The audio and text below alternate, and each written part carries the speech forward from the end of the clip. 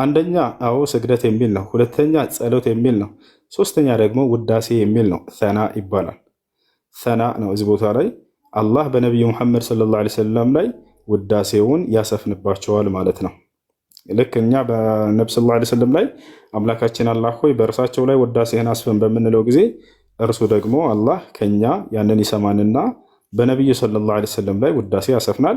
በእኛ ላይ ደግሞ 10 ጊዜ ውዳሴውን ያሰፍንብናል ማለት ነው እንጂ አላህ ወደኛ ይጸልያል እያለ አይደለም። ገብቶሃል አይደለ? አላህ ወደኛ ይጸልያል ማለት አይደለም። ያ ነው መለመንና መጸለይ የማን ባህሪ ነው ከተባለ ፕሬዝ እና ፕሬይ ግን አንድ አይነት ቃሎች አይደሉም። ውዳሴ ማለት ፕሬይ አይደለም። ውዳሴ ማለት ፕሬዝ ማለት ነው። ውዳሴና እሺ፣ ቃል በቃል ልታወራ ትፈልጋለህ? የምታቋርጥ ከሆነ እሺ። ሶላት የሚለው ቃል ስንት ትርጉም አለው እንደ አረበኛ?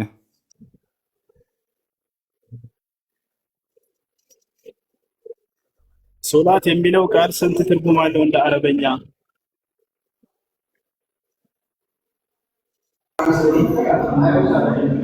ስንት ትርጉም አለው? ሶላት የሚለው ትርጉም አለው እንደ አረበኛ? እኔ አሁን ነው እኔ አረብኛውን አይደለም እኔ አረብኛ አልችልም። በእንግሊዝኛው ነው ያነበብኩትኝ። ካላወቅህ አንዴ ላስተምርህ። በቃ ሶላት የሚለው በጣም በርካታ ትርጉም አለው።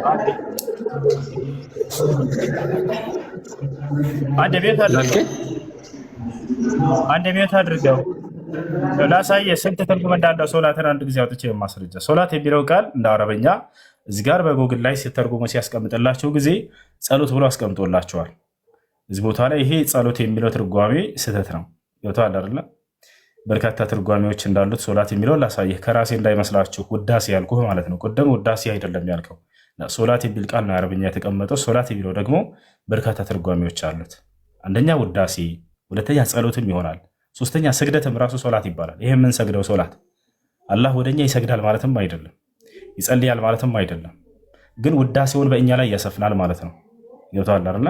ውዳሴ እንደሆነ ላሳየህ አንዴ ትርጓሜዎችን አሁን ከቋንቋ አንጻር ያለውን ትርጓሜ አሳየህ። እንደውም ተፍሲሮችን ሁሉ ከፍቼ ከፈለክ አሳይሃለሁኝ።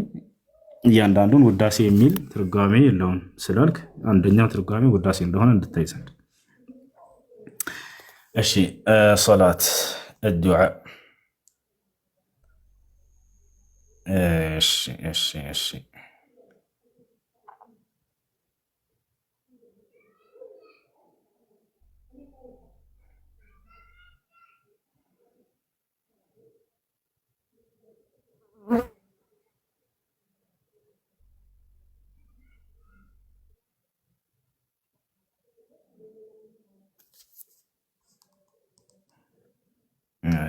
معنى الصلوات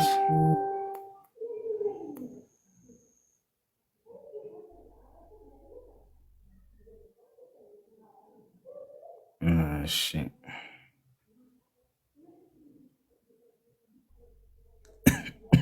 ያውና አንደኛው የአላህ ስብሐነ ወተዓላ እዝነት ወይንም ውዳሴ ተብሎ ይተርጎም። ወደ አማርኛ ልቀይርላችሁ።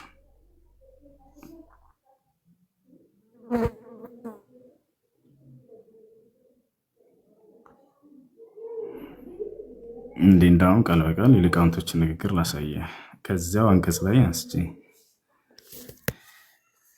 ኢነላሃ ወመላኢከተሁ يصلون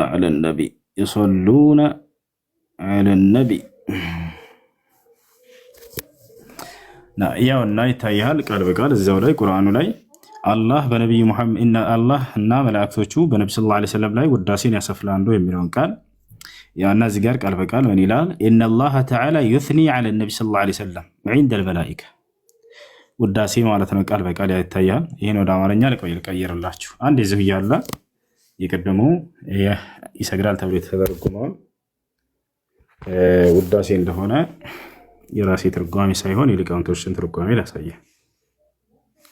ወደ አረብኛ ወደ አማርኛ ልቀይረው። እሺ ያውና እዚህ ጋር ትራንስሌት እናድርገው። እሺ ይታይሃል አይደለ? አማርኛ ምን ብሎ እንደሚተረጎም ተመልክተው። አላህና መላእክቱ በነቢዩ ላይ የአክብሮት እዝነትን ያወርዳሉ። እናንተ ያመናችሁ ሆይ በእርሱ ላይ የአክብሮት እዝነትን አውርዱ፣ በመልካም ሰላምታ ሰላምታን ተቀበሉ ይላል። ከዛ ያው ይህ ታላቅ ሙፈሲር ሲፈስሩ ምናሉ ይህን ቃል ሶላት የሚለውን ቅድም አንተ ስግደት ወይንም ጸሎትን ያልከውን ሁሉን ቻይ የሆነው አላህ ነቢዩ ሰለላሁ ዐለይሂ ወሰለም ሰላም በእርሳቸው ላይ ይሁንና በጣም ቅርብ በሆኑት መላእክቶች ፊት ያወድሳል ይላል። ይታያል። አላህ ያወድሳቸዋል ማለት ነው።